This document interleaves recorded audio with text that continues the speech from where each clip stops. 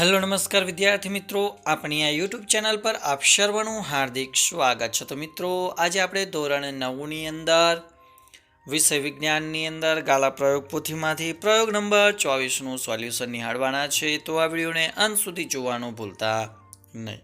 Video ગમે તો વિડીયોને લાઇક કરજો, શેર કરજો અને ચેનલ ઉપર જો પ્રથમ વખત આવેલા હો તો ચેનલને સબસ્ક્રાઈબ કરી દેજો અને બાજુમાં આપેલ બેલને પ્રેસ કરી દેજો.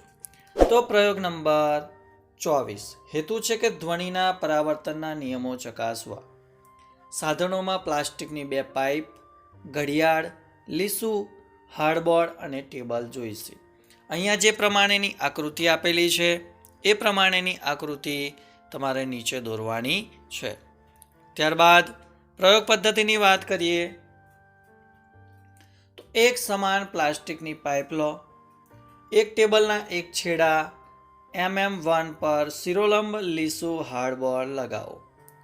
mm1ના મધ્ય ભાગમાં 0 બિંદુ લો અથવા O બિંદુ લો અને O માંથી mm1ને લંબ ઓન ટેબલની સપાટી પર દોરવાનું છે.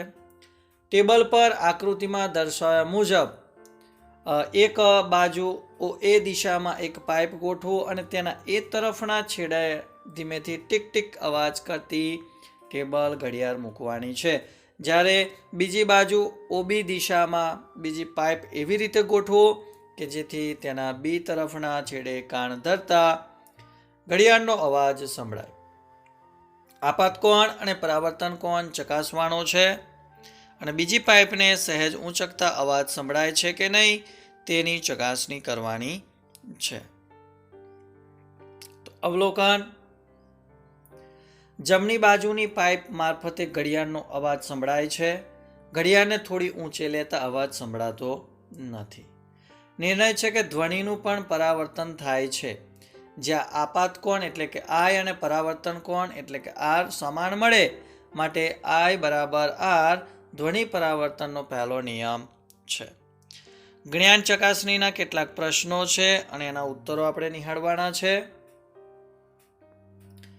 તો પહેલો પ્રશ્ન છે કે શ્રાવ્ય ધ્વનિ તરંગની આવૃત્તિની સીમા કઈ છે? તો એ આપણો જવાબ આવશે ઓપ્શન બી. બીજું છે કે હવામાં ધ્વનિનો વેગ નીચેના પૈકી કેટલો હોય છે? તો એ ઓપ્શન બી છે, એ આપણો સાચો ઉત્તર આવશે. ત્રીજો પ્રશ્ન છે કે શ્રાવ્ય ધ્વનિના તરંગોની હવામાં તરંગ લંબાઈની સીમા કેટલી હોય છે? તો એની અંદર આવશે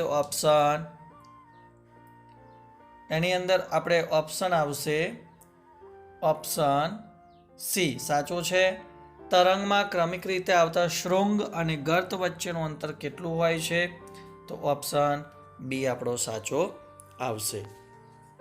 ત્યારબાદ ખાલી જગ્યાઓ છે કે મધ્ય કર્ણમાં આવેલા અસ્થિઓની સંખ્યા કેટલી છે? તો કે 3 છે.